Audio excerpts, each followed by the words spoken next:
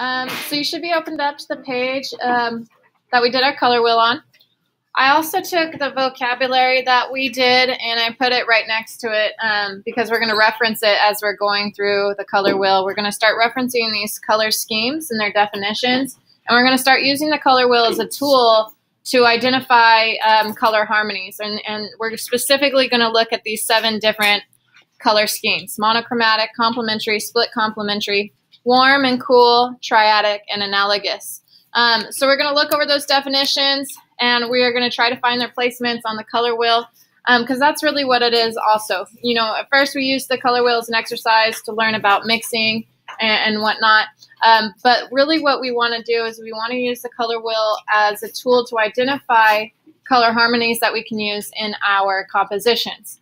When you're choosing colors to color with and, you know, to use in your artwork, you don't always just want to use, oh, like I really love pink and I really love green, so I'm going to use those colors in my composition and whatnot. You are identifying color harmonies because you want to use combinations of certain colors to get certain results. You're using color to try to enhance the message in your artwork, to create a certain mood or feeling to the audience, not just picking what you feel looks, you know, like looks good, or the color schemes that'll go with your bedroom.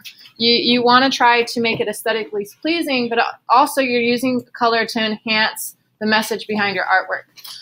So that's what we're going to be identifying today. So you do need some of the markers that are at your table to start labeling this. We're going to take certain colors, we're going to identify the color schemes, and we're going to start to put a color key at the bottom of our color wheel as well.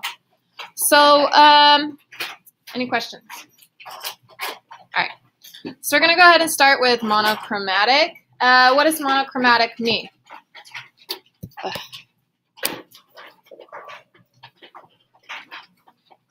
Okay. Monochromatic, you guys, is one color. Mono means one, plus the tints, tones, and shades of that color. The effects of a monochromatic color scheme are kind of calming or boring, really, because it's just one color. There's not a lot for your eye to bounce around at, so it's just one thing to look at. So, for example, you might be using red plus the 3 neutrals, black, white, and gray, to do the entire painting. All right. So, you can pick a color on your color scheme. I'm going to go ahead and just choose blue violet, I guess. I'm going to just take one of the markers, and I'm going to make a square or circle or something around that color. So it's one color plus what?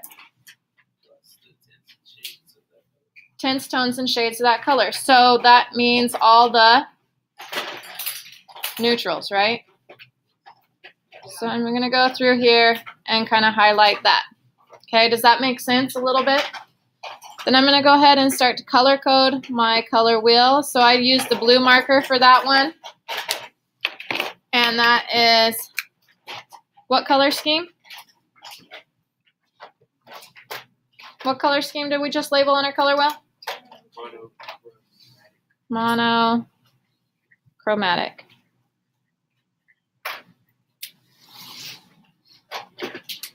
Okay. Now I'm going to use a different colored pen to label and identify the next one. It doesn't really matter which one. I'm just going to choose red. So the next color scheme we're going to identify on the color wheel is complementary. What are complementary colors?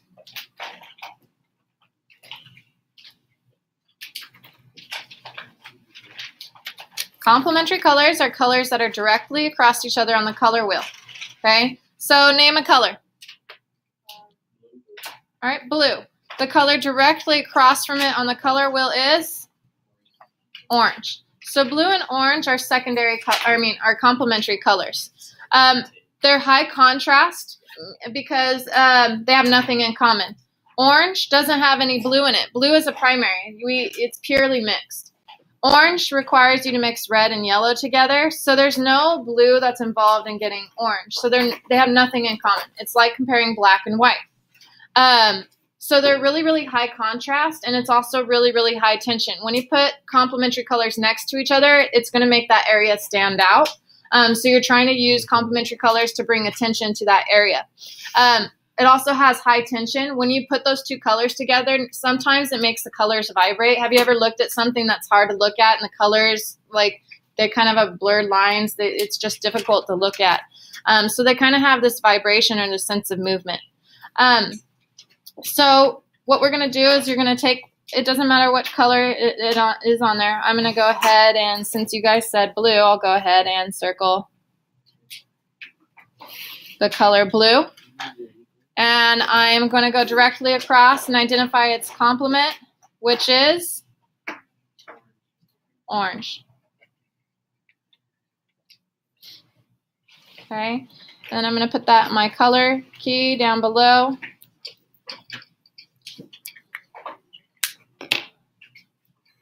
The colors blue and orange are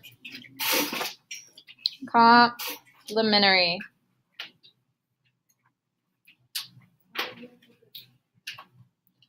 So other complementary colors are what? If I use red, what's red's complementary color?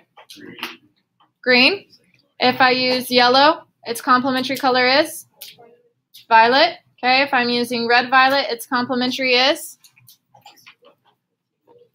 yellow green. Okay, so complementary colors are colors that are directly across from each other on the color wheel. So, you know, when you're choosing colors, this is an example of why you want to maybe sometimes have the color wheel in front of you, because you don't always remember or memorize the positions of the colors on the color wheel. So it's good to have it out as a tool when you're kind of doing your painting or you're doing your composition. All right, I'm going to choose another color to make my next color scheme on here, and we're going to go ahead and take a look at split complementary. Split complementary colors is a color, so you always kind of want to try to identify what is the main color in your composition, the one color that you really want to work with, and then having some accent colors in there. So determine those accent colors. If we're using split complementary, it's a color plus the two hues on either side of its complement. So someone name a color. Okay, green. Sorry. Green is our main color. So I'm going to go ahead and like circle that or whatever. Since it's a triangle, I'll make a triangle. Sort of. All right. So green's complementary color is what? Red. Okay. So if I want green to be my main color, plus the two hues on either side of its complement, its complement's red, so I want the two colors on either side, which are red, violet, and okay, so those are split complementary. So if I take my secondary color, I go over here and draw a triangle around red, orange, triangle over red, violet. So secondary, my color green with red, violet, and red, orange, these three colors are considered split complementary colors. Okay, so I would use these three colors in my color scheme. Now, it still has really, really sharp contrast like a complementary color scheme does, but it's not as drastic. It's not as extreme because you're using two colors with that green, and these two colors share a hue, share a common hue. What's the common hue that these two share? Red. They both have a little bit of red in there. So because these two have that same common hue, they have something in common, making the contrast a little bit less drastic. So it's not as dramatic or as high tints as a complementary color scheme, and it has good balance. So there is an example of split complementary. I'm going to add that to my color chart down below. Split complementary.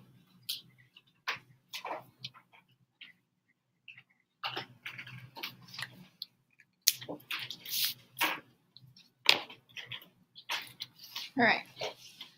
Now we go to warm and cool, which most people know. They're pretty easy to remember. What are warm colors? What are examples of warm colors? Red, orange, and yellow. Okay, red, orange, and warm colors are colors that associate with warm objects, like a hot oven. If I'm painting a painting of a kitchen and I make one of the stovetop grills red, you know that that oven's on, you know that it's hot. Or fire. Also, certain emotions like love or lust, something fast, happy, things like that are colors that are associated with warm colors. So it's an example of how you want to use these colors to create emotion or feeling inside of your paintings. So the warm colors are, red, yellow, and orange, but basically they range from the yellow to the red, violet, or yellow, basically, well, kind of right here. Yellow, green, yellow to the red, violet on your color scheme. So I'm going to go ahead and take another color. I'm just going to take orange because it's a warm color, and draw a line right down the center of my color wheel. So basically, anything on this half of the color wheel, the yellow, green, yellow, yellow, orange, orange, red, red, and red, violet are all warm colors because they have one of these warm hues in them, okay? So I'm going to put orange here, and I'm going to write warm. Yep. Okay. Is there any questions, you guys, so far? Anybody?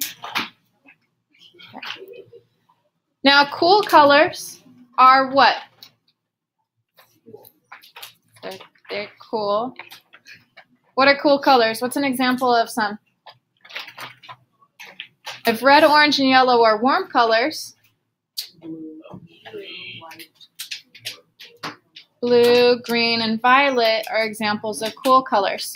So anything on this side of the color wheel, violet, red, violet, blue, blue, green, green, yellow, green, they all have a cool color in them, so they're cool colors. So I'm going to take another, I'm going to just take kind of like the green, I guess, because it's a cool color, and draw on top of that line. And put that on my equals cool. Okay, so the cool colors are colors that are associated with objects that are cold. Ice, water, the sky. Also, certain emotions like being calm or sad, depressed, relaxed, right? So when you're using cool colors in your composition, it can create those emotional effects as well. Anyway, is there any questions on that? So anything on this side is cool. Anything on the bottom side right here is warm.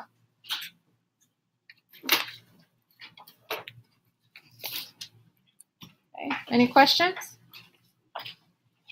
Okay, I'm going to fold this up a little bit so it's easier to see.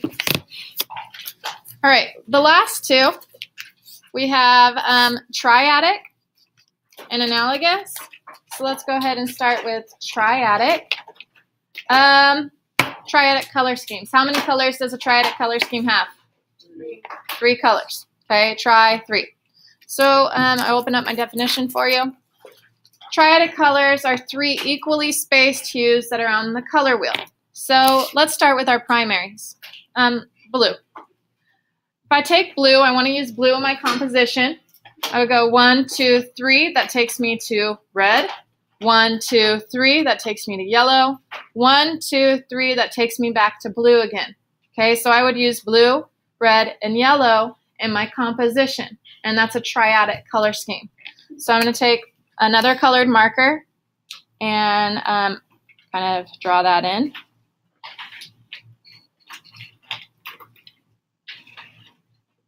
I know that all the lines probably just got it really confusing.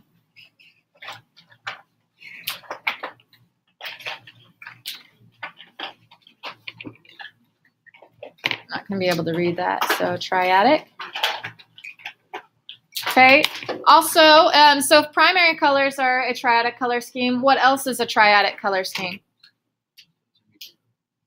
No, well, you can use intermediate colors, but there's more than 3. So if I use blue, violet, 1, 2, 3, I could use red, orange. 1, 2, 3, I could use yellow, green, 1, 2, 3, and it'd take me back to blue, violet. So yes, intermediate colors would be it, but only, half of them. So I would use blue, violet, red, orange, and yellow, green. What other colors are secondary, what other colors are triadic colors? Secondary. So green, 1, 2, 3 takes me to violet, 1, 2, 3 takes me to orange, 1, 2, 3 takes me back to green again. So green, violet, and orange are also examples of triadic colors. All right? Any questions on that so far? All right. One last one, analogous. All right. Analogous colors are colors that are next to each other that share a common hue. Because of that common hue, they automatically relate to each other. So someone name a color. Yellow. Okay, yellow.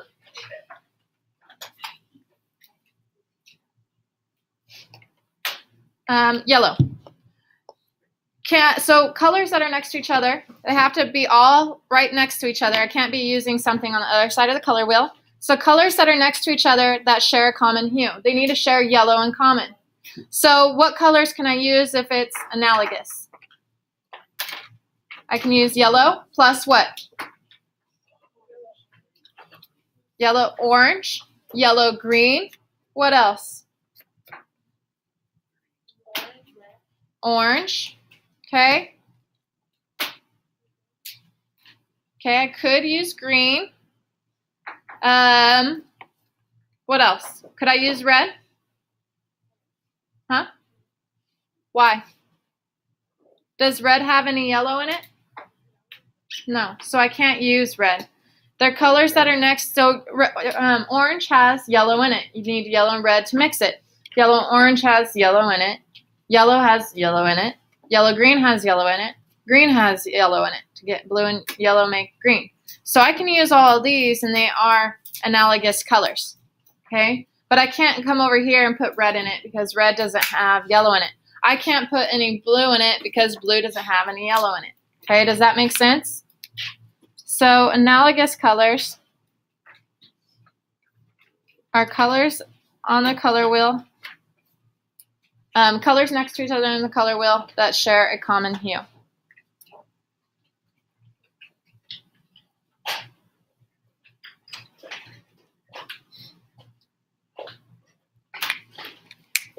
Okay. Now, any of these color schemes, you're using them with the neutrals in the center, with the black, white, and gray.